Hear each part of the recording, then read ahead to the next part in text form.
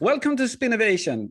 Today's guest is Zoe, the model. Can I call you that, or maybe you have some? Zoe is fine. Zoe is fine. And you are you're based in Holland, right? Yes, in The Hague, beautiful city of Den Haag. But I think the viewers can hear from your accent that you're actually from somewhere else. Really? What gave that away? It's Scotland, right? Yes, I'm Scottish and I'm also half Greek actually. Ah, that's because I think I can't even count on one hand, or actually I can count on one hand the number of Scottish people that I've actually had the honor to meet, and you Well, are one of them. I actually met a lot more Greeks, so you're quite, at least from my perspective, an unusual combination. And speaking of combinations, you are a professional model, you are an entrepreneur, and you're also the mother of two. mhm. And that sounds like a pretty hectic life, but somehow you managed to make that work for you. Please tell the viewers a little bit about yourself and your background. Well, we were to start. So in a long time ago, I was going to say the date, but that would be bad because you should never give away your age. I was born in Crete to a Scottish mother, and shortly after, I moved back to Scotland, and I lived in Scotland for some 23 years. There, I studied civil engineering. I graduated with a bachelor's in civil engineering from Glasgow University, and I worked for a few years as a water engineer in water and wastewater. Throughout university, since the age of 17, I was also a part-time model, and I did agency modeling, promotional modeling, all sorts of normal part-time modeling stuff that models do. Hmm. Um, that was 2009, and there was the crisis within engineering, and the job which I was doing at that time, I was getting more and more disillusioned because it wasn't what I thought it was. The graduate training had stopped. Um, I was working terribly long hours, like 60, 70 hours a week on projects that I basically wasn't qualified to do. So I had to spend a Oh. lot of time doing it. And in the end, I just thought this is not for me right now. I was getting at that time offered to go to an agency in Athens. So I handed in my notice thinking I'm going to take a year out.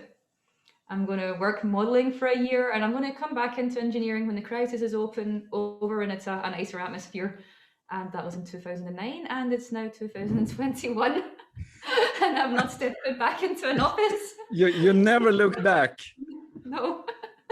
So I And worked as a full-time freelance model until now, but started picking up doing model events, which were sort of like workshops that I would organize and style. I've been doing those for the last 7 years as well, booking other models. And now the latest thing is during COVID, I've started the remote shoots. I was one of the first people in the world to start doing that, not the first, but one of the first.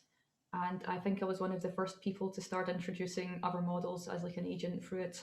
hmm.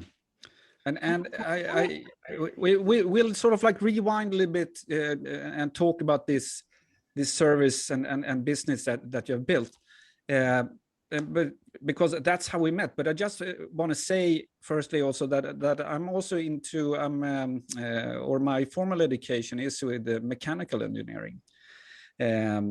Sort of like specialized in graphic arts technology back in the days. Mainly been working in my whole working life basically with online services and online media. But then I drifted into innovation. But I never sort of like even had a touched upon or met people from the modeling business. And but a couple of years ago, I started. I just sort of like discovered my childhood passion for drawing, and my first online course was actually in comics because that was my interest. And then I discovered there was something like painting and fine art, and that you actually needed to do some practice to become good. But I really, that has been my rabbit hole for the last 5 years. And I tell people that it took me 50 years to come up with what I want to do for the next 50 years, and that is painting and art. at least in my spare time. And it was through that I've been practicing now for like 5 years, and I feel it's time to maybe start doing now maybe some real work. I mean, real paintings that are my paintings. And in my practice, I found a lot of wonderful images and imagery on the web, but you know, the images belong to other people, and they are not necessarily what is contained in my artistic vision. But then I can't even recall. I think it was through Instagram or something like that. I came across you, and I came across this thing called remote model shoots. And for me, that was sort of like, what? Can I shoot a model and work with models from across the world in order to have great references for my portrait paintings? Is that even possible? And I contacted you, and we actually did work together. We had a incredible shoot together, also with one of your visiting models, Riona, and I was just blown away by the that a klutz like me that doesn't know anything about photography. I know a good image when I see one, and I know what I want in my paintings, but I don't know anything about photography. And the images that I got back, they were stunning. It's mind blowing. The whole concept is complete. You know, I've been doing this for over a year now, and I'm still at the same stage you're at. That every day I'm like, wow. Yeah. I know how it's possible, but how is that possible? Yes, and I actually I had to share the screen now so that people actually understand what it was, so we don't lose them, so that they actually understand what I'm talking about. And so firstly, this is your page, and everyone is welcome to that would like to try this out is welcome to visit it. So it's remotemodelshoot.com. And it's you here on the front page. You show some images, and then you have a description, sort of like about the gear and tech that you have here, which I don't know much about, but I assume it's quite high quality professional stuff. And then you even have a list of locations where you can do this, and it's your studio, and it's people can see in the video here, of course, and you have such a beautiful studio. It's actually at least 2 rooms, right, that one can work in, the one you're sitting in, and the one behind this that we see here. And then also you do also requests for outdoor shots and shoots and stuff like that. And then you even have, you added to this business, so actually you have models that one can book as well. You have a schedule with visiting models, and that people can book a time with, and you either feature together with them, or you just facilitate the whole shoot around that. And I also just want to show people that this is from your Instagram account. Some of your latest images, I guess a lot of them are from remote shoots. 70% on there. Yeah, and it shows the range and variety of your modeling. I especially like this one with the sticking out the tongue here. Excellent model work. No, but I really have to show people, and before I show people, I need to say that I don't know anything about photography. And the only photos that I ever taken basically my whole life is like most every other people with my phone. And I even taken some shots with my phone that I actually done paintings from, and it works so. But I have to invent a lot of stuff when it comes to light and all that, because usually I seldom work with a perfect reference shot. So having said that, then do have I'm going full screen now.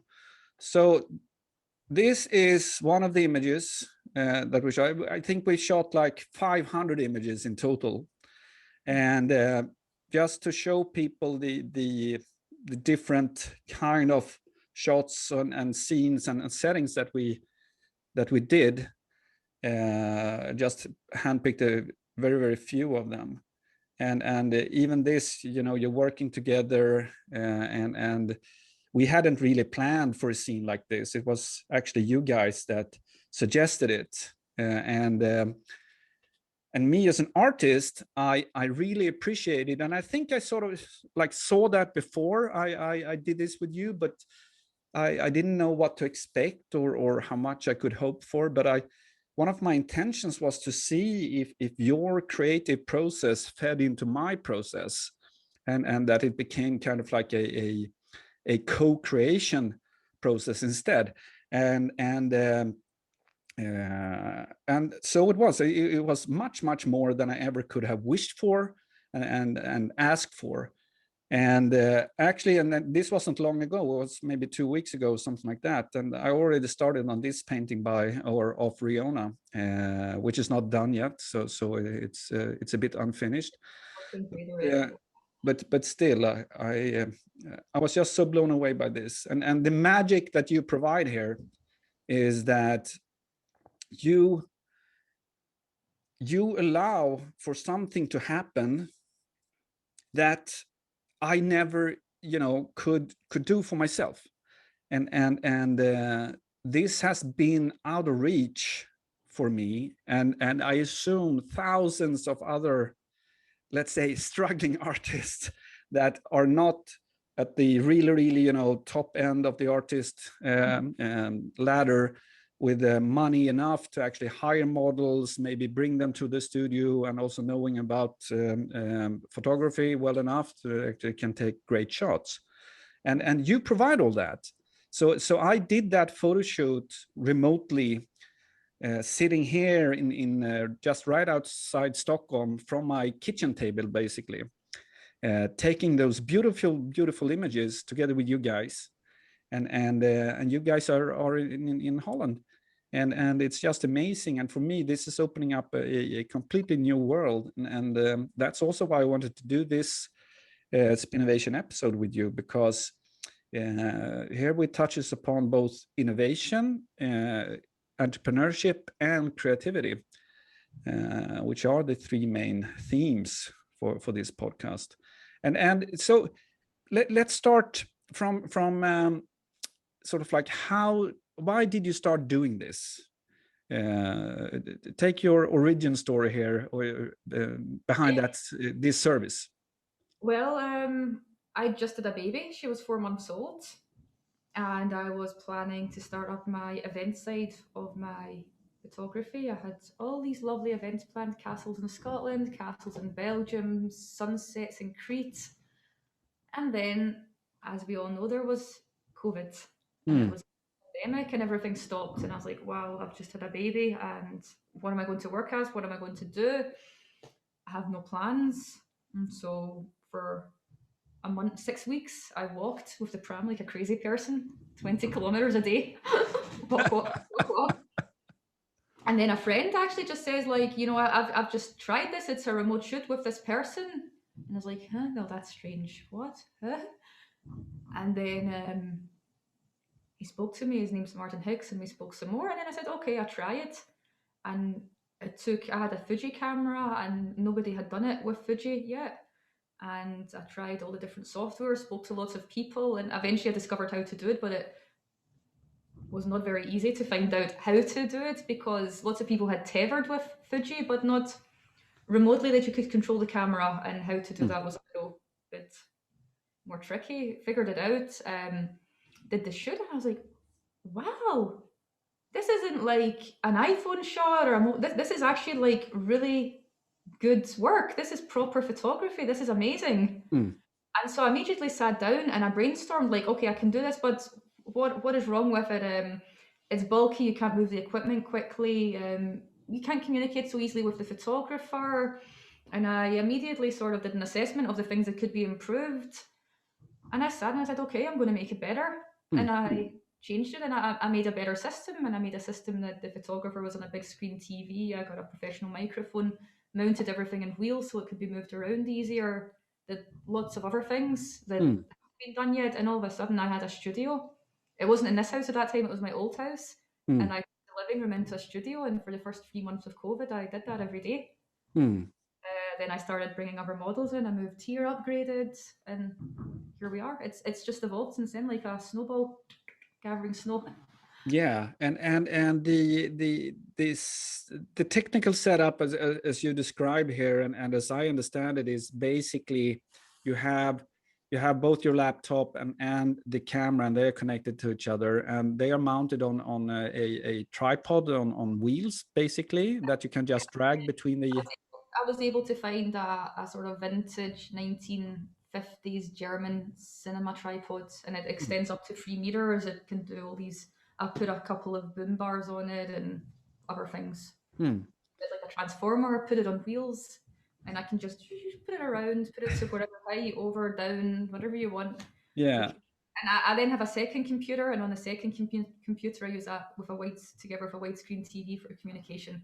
Hmm. Normally, it's done on a mobile phone, which is also fine. I just, when I go on location, we'll communicate via mobile phone. But if Yeah. I'm inside, Yeah, and when we do it, or when you do it in the studio, then maybe it's with the Zoom, like we are recording in right now, and then also if I'm taking the shots, I have a remote software and access to your computer, so I can shoot, and of course I can do all the camera settings from there as well, but I don't know about what settings to have, so you help me out with that, and that's one thing that also that I've come to realize, because I met with one of your friends or colleagues, Natasha Bella. Natasha's actually was one of the first people to do remote shoots. She's really good. Yeah, and she had a very interesting insight, I'd say, and that is like, when you provide this service, I mean, it's not new technology really, but you're just combining it in a new way, and it's a new way of working, right? Simple. It's really it's crazy. Nobody did this before, but Hmm. COVID was a new thing, and it forced people to think outside the box. Like, what resources have we got that will enable us to keep doing what we want to do? Hmm. I mean, And here. yeah, and I think it's in a sense it's quite fun, and it was Natasha who said this, sort of like the you're cutting out the middleman, and the middleman is the photographer in this case. I know that photographers are a lot of your customers, of course, but for when people like me becomes the client, and you are sort of like the one that provides the service, still there is no photographer needed really in this process, which is, if someone would have said that, let's invent a service where we can take professional photographs without a professional photographer, it was sort of like been very, very hard to imagine that. But that is what you've done really. But she also said one other thing, and that is that you models, you have spent so much time in front of the camera, and you probably picked up a lot, maybe also some of you actually are photographers, so you know all about that is needed to actually also, you're both great models but also great photographers, right? Yeah, being like, it sounds big headed, but actually, I've probably had like tens of thousands or more of euros of photography instruction because of all the high end workshops I've modeled at, Hmm. and always going my way to sit through the technical part. Hmm. So there's a lot of instruction by a lot of great photographers in there. No, it's sort of like Yeah. trial. You mean that something stuck? Something, from that much, something must stick. And if you've attended so many shoots and you just see what works and what doesn't work, and Yeah. actually when I started doing the remote shoots, I was like, okay, I actually know how this works. Wow, Hmm. that's cool. Yeah, but also, I mean, since you have like a master in engineering, so obviously you have quite a working brain, right? So maybe it wasn't as hard for you as for others. Perhaps. Uh, but I think many people that start out a business, especially offering something new, it's even if you have a great solution, it's not super easy to get users. How did you get? Was it just the word spreading around, and that you had a good network, or how did this snowball, as you said? I don't know. I guess I had a good network. Um, I don't really know. I did one shoot and I posted it on Facebook and on Instagram, and then there was another one and another one. And like I said, for 3 months, I did one every day. Hmm. That's amazing. And now I guess you're making a full living out of it. Yeah, it's full time. For the last year now, it's been full time.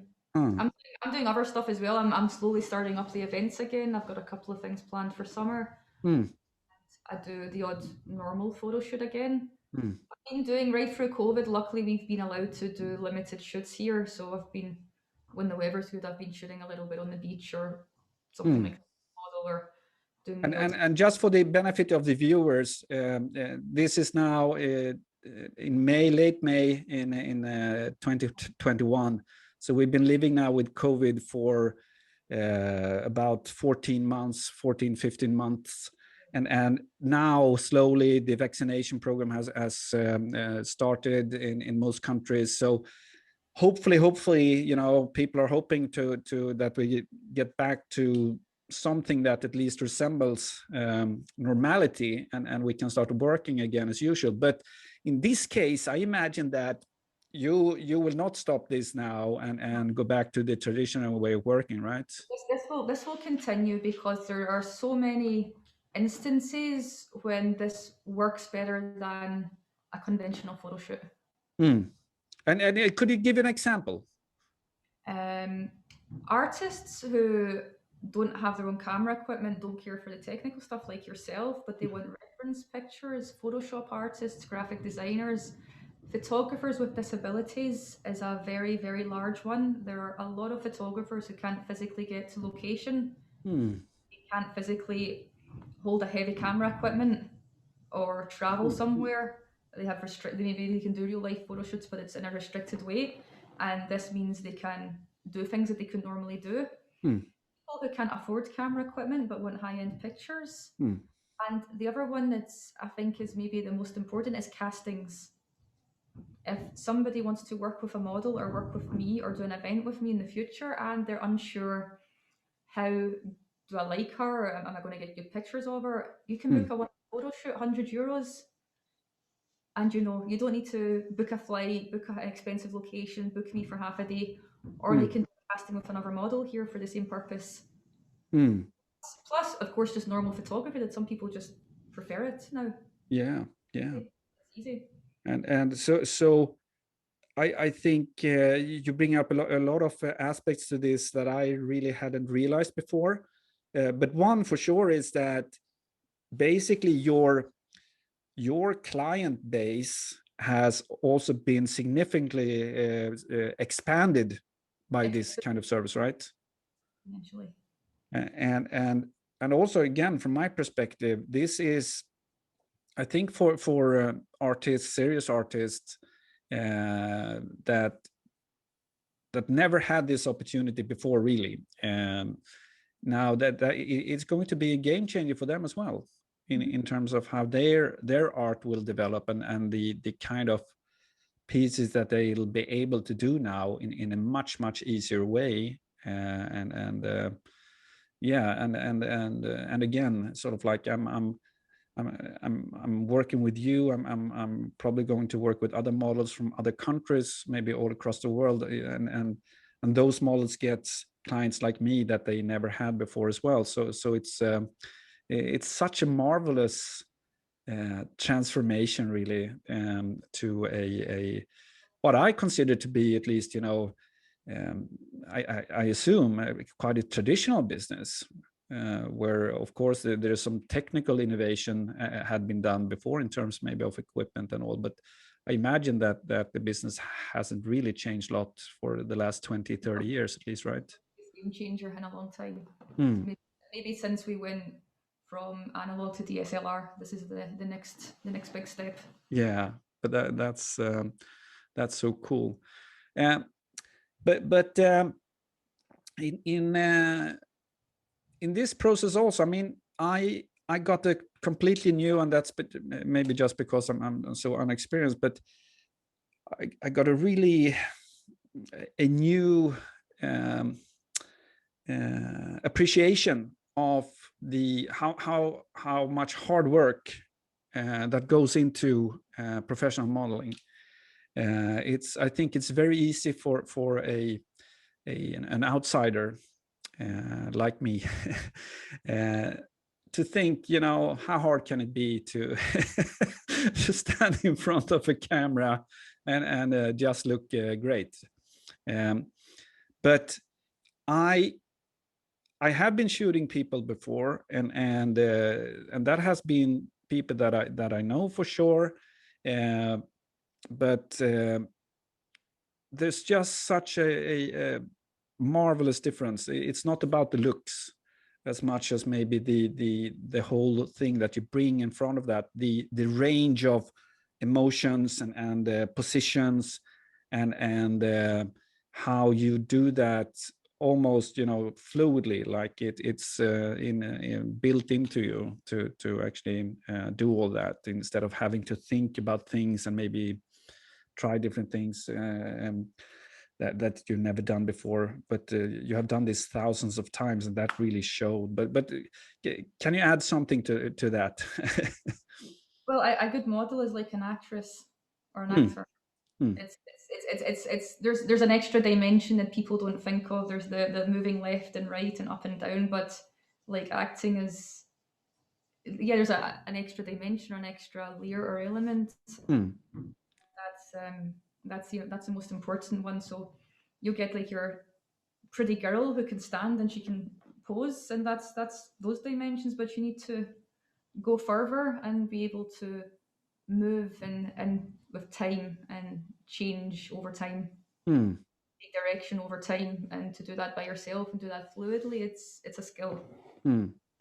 And also in this case, in your particular case, also sort of like you're in front of the camera, and then you have to run around and set up a new set, and then, fiddle with the camera and all that, and then you go back again in front of the camera, and it's kind of like speaking about fluidity and flexibility. I mean, it's amazing. It was great for the weight loss after the baby, I tell you that. People say, how did you lose weight? I'm just working harder than ever. But that's just so awesome, and I really want people to know how much that actually goes into this. And also, as you mentioned, people that maybe can't afford the equipment, don't know how to handle the equipment, but then also you have the actual setting, you have the studio there.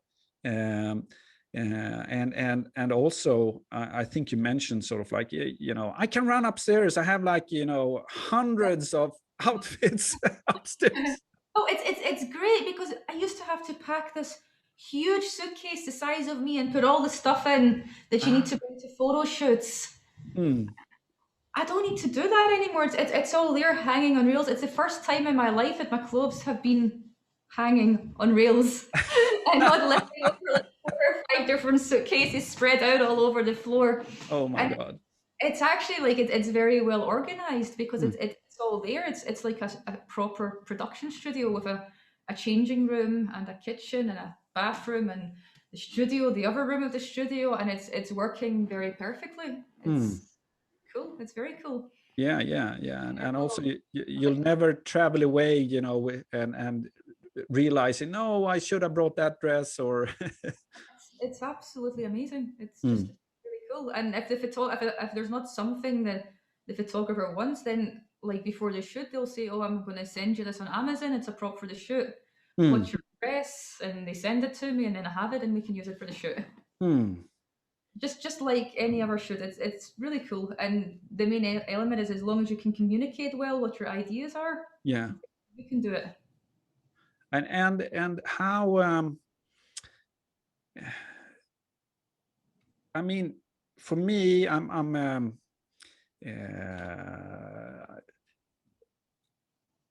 I wouldn't say I'm brave, but I'm stupid enough to try new things. So I really wasn't, afraid of trying this. But I was also very honest with myself, sort of like, I'm totally clueless about this. I don't know what to do.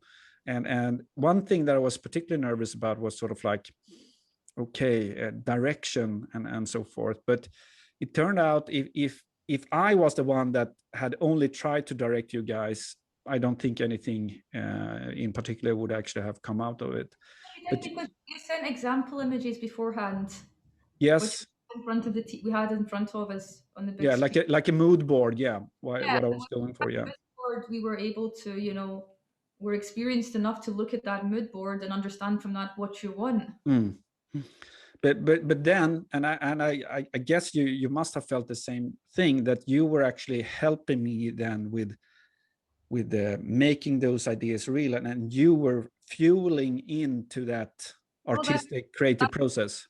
that's our job as a model, is to understand, what does the photographer want. Obviously the photographer has to communicate that to us, but assuming he's done his job correctly in communicating, we should then be able to understand that and translate that into poses or movements. Hmm. Hmm.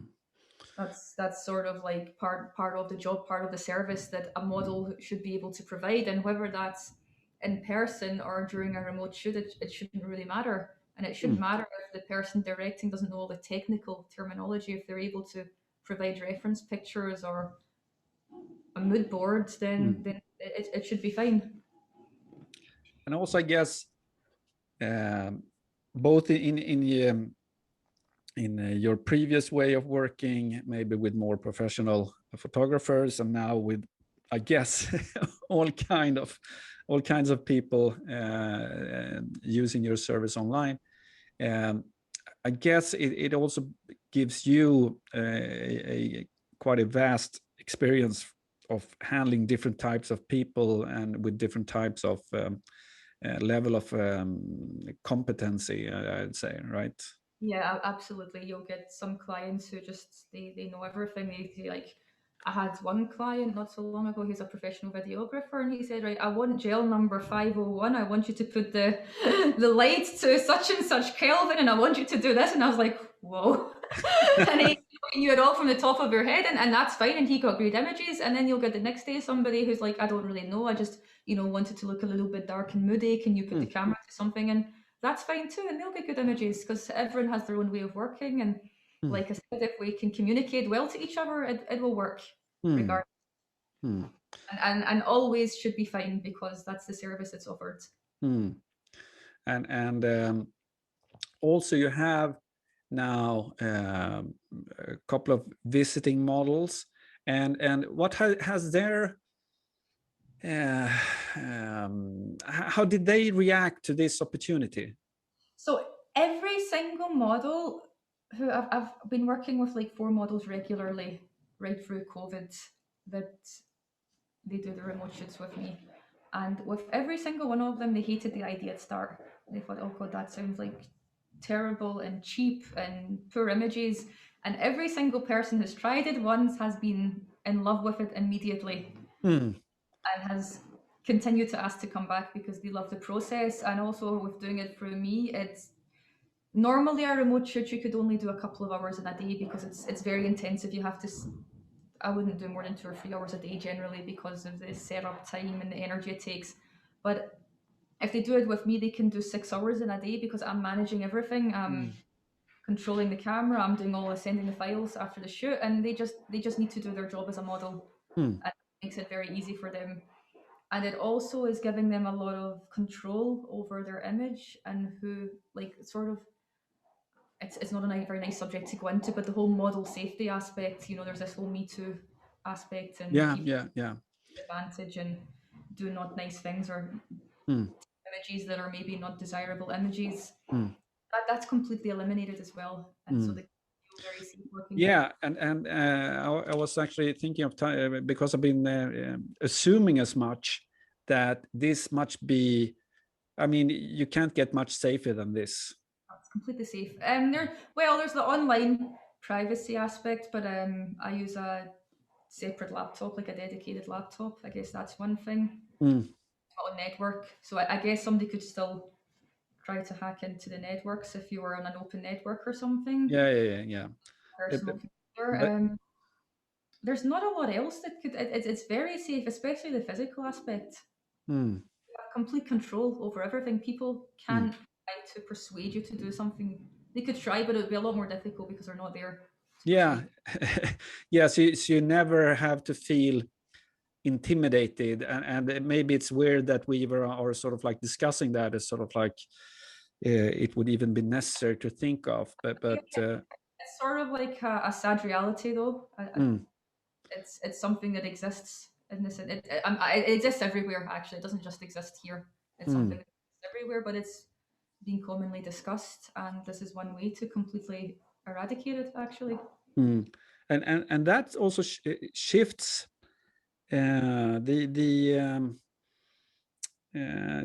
the power dynamics, right? So all of a sudden you're not there to work for someone else really, yeah, and you feel that maybe you have to do as they say, and also since you're not at home and maybe you're completely alone, you're much more vulnerable, but now you are in charge, and don't have to comply to anything that you don't like, right?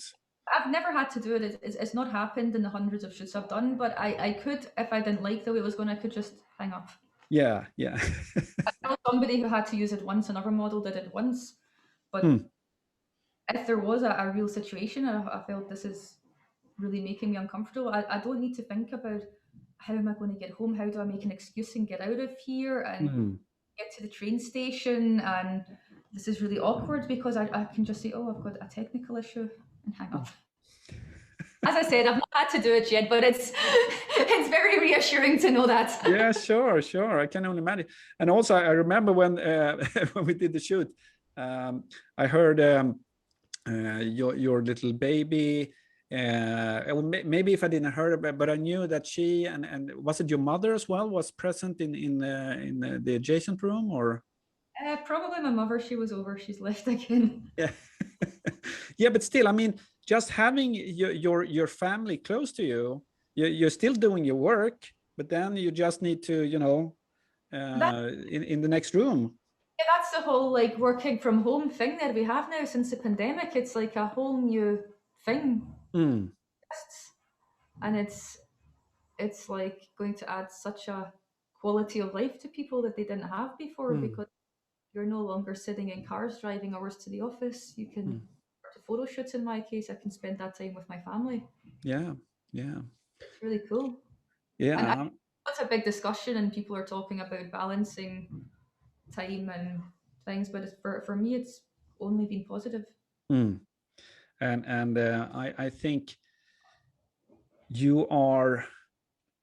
Uh, I wouldn't say blessed because you have worked really hard for this, but still, I think um, you have designed your life in a way that is pretty optimal and also in a very beautiful way of life, right? You have the access to your family, but you can still work professionally, and you Yeah. can work with all those clients and get those jobs from all across the world, really. Spot on. You absolutely hit the nail on the head there. You know, as I said, I was working in an office doing the, I don't, you know, you've been there, Yeah, design meetings and being there all day and all night because you have to do something that you're not qualified enough to do, and yeah. spending all that time and all that energy, and in the end of the day, you're like, it's actually what is it worth? Hmm. Yeah, What, I know exactly what you mean. what's life? And for some people, that's worth everything because maybe that is their passion and they want to do that and they want to design that. It wasn't my passion, and I found something now that I do love. I love to create beautiful pictures. I don't want to be the photographer. It doesn't interest me so much, but I want to be part of that process to make something beautiful and to see it from beginning and to end. And I guess that's why I became an engineer because I thought that's what the process would be in civil engineering, that you would really see this whole completion of a building, but it turned out it's you probably know yourself, it's less of a process. You're involved in such a tiny small aspect, and Hmm. with this I see it from conception stage with the discussions with the photographers, and in the end you see these beautiful images that are really like artwork or Hmm. paintings because you're like, wow, I was instrumental in creating that, and it's beautiful. Hmm. I can do that from my home, see my family, you know, be finished in time to put the kids to bed. Hmm.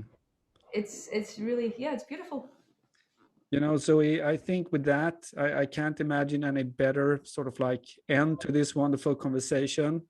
You. So I really want to thank you a lot, and for all the viewers, I'll put the address to Zoe's webpage. Should you be interested to try her service out, and I can really recommend it. As you can see, she's super good, super nice, and don't be afraid to try it. Zoe will take care of you and really make sure that the results will be great. So again, Zoe, thank you very much. Thank you so much for your time. Talk to you soon. Bye.